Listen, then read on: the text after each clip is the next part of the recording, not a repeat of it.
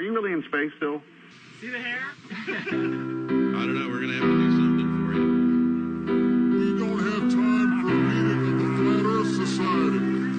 Oh, yeah. I'll do that. Watch this.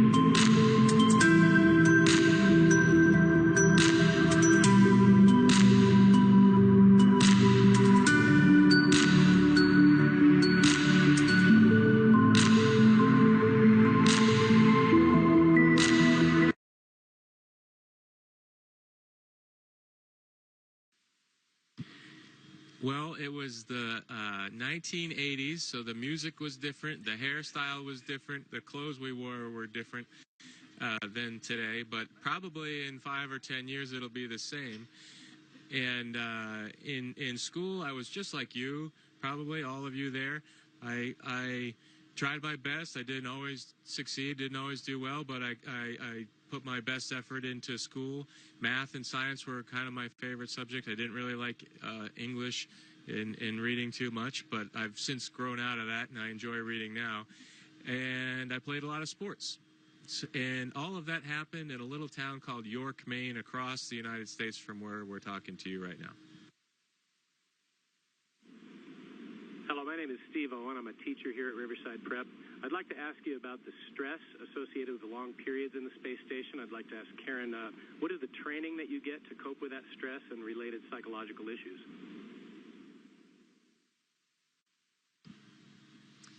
Well, for psychological issues, actually, when we are selected as astronauts, we go through quite a vigorous psychological screening process. You certainly don't want somebody who comes up here and has a breakdown or is claustrophobic. But also, we have, well, like Chris's background as a Navy SEAL and Luca's background as a test pilot clearly prepare them for high-stress situations. I could also argue that going through the process of getting a PhD can be a high-stress thing as well. And so, generally, when people get to the point where they're applying for this job, they've been through several things in their life that are high stress, and have proven that they can handle it and that they can get through it. And then also, once we start as an astronaut, for me, who did not have a flying background or have the military background where maybe I was put under some of that stress in a very critical situation, we started flying T-38s.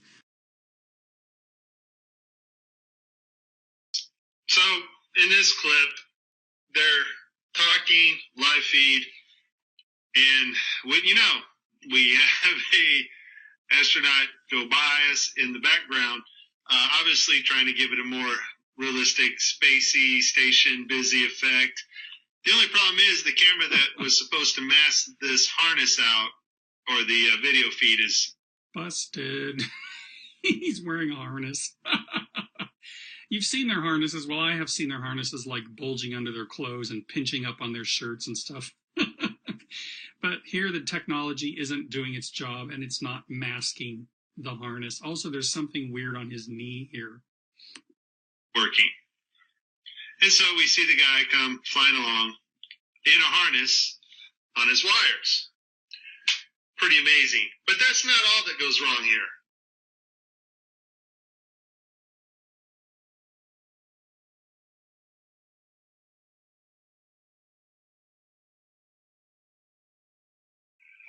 Okay, so you see to the right, this guy's flipping this hat. This hat's actually on another video channel in 3D space. It's virtual reality.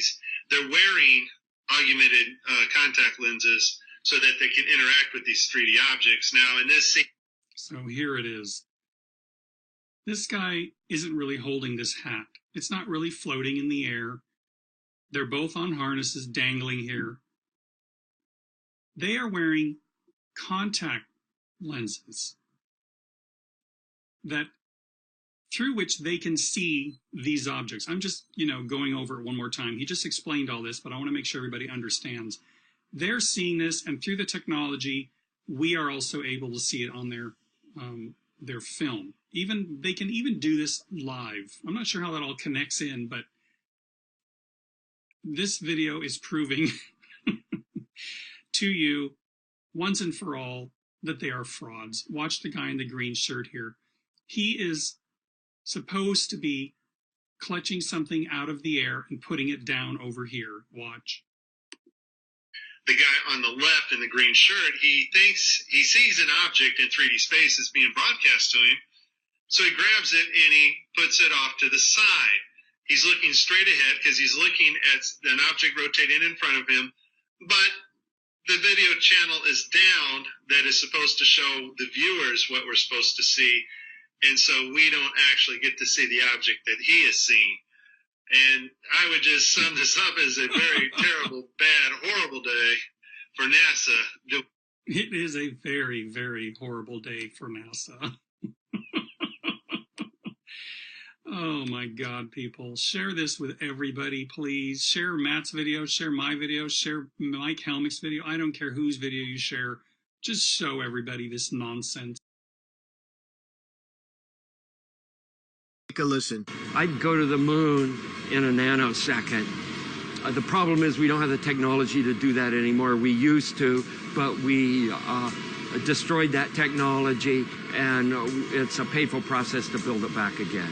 But going to Mars should be one of the next series of steps that humans do. The first step should be going back to the moon for a number of technical reasons and exploration reasons, and then after that, Mars, maybe high orbit in Venus atmosphere, maybe going to Europa. There's all kinds of targets to go to, places of interest in our solar system.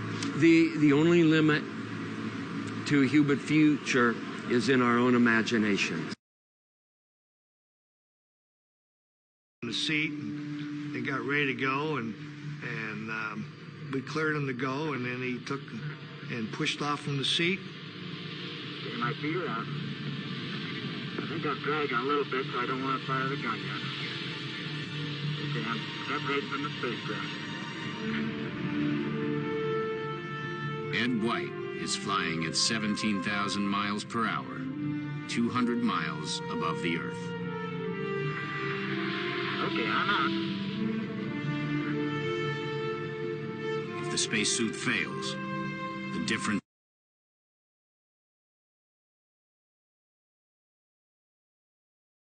Here's where I think the animators got carried away with creative license. The astronauts' helmets don't swivel. They're fixed to an airtight ring base, which is sewn to nearly 1/4 of an inch of multiply fabric, nylon, and mylar. Once pressurized, it becomes very stiff.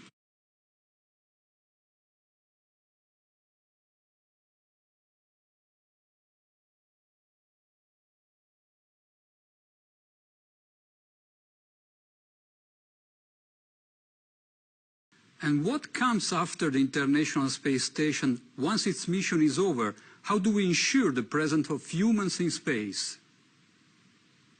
Well, that's a great question. The plan that NASA has is to build a rocket called SLS, which is a heavy lift rocket. It's something that is much bigger than what we have today, and it will be able to launch the Orion capsule with humans on board, as well as landers or other components to destinations beyond Earth orbit. Right now, we only can fly in Earth orbit. That's the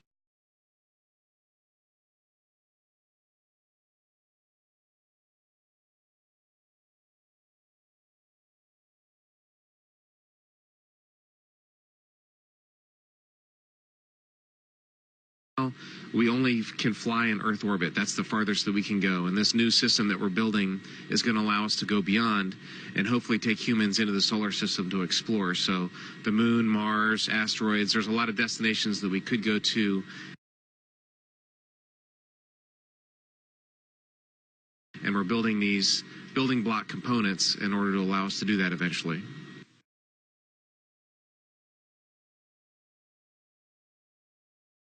Passes over the Indian Ocean, we lose communication. As we get further away from Earth, we'll pass through the Van Allen belts, an area of dangerous radiation.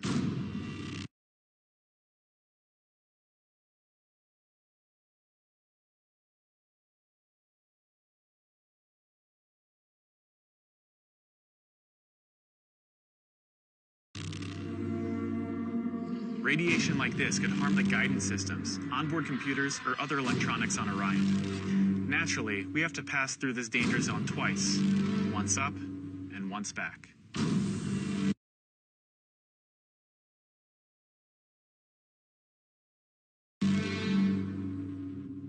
But Orion has protection. Shielding will be put to the test as the vehicle cuts through the waves of radiation. Sensors aboard will record radiation levels for scientists to study. We must solve these challenges before we send people through this region of space.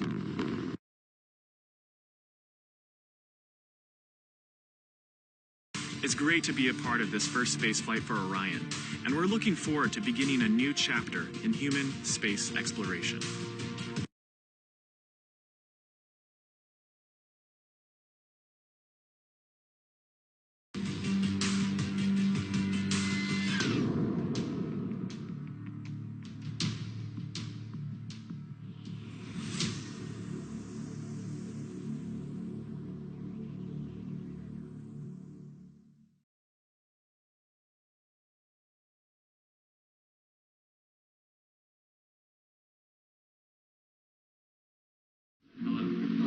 Been here once before. Nice to meet you. Good, how are you? Pleasure to meet you, sir. Welcome to MCC. Thank you. Awesome. That's a called the cupola, which is one of the windows we have. And that's a picture of Washington, D.C.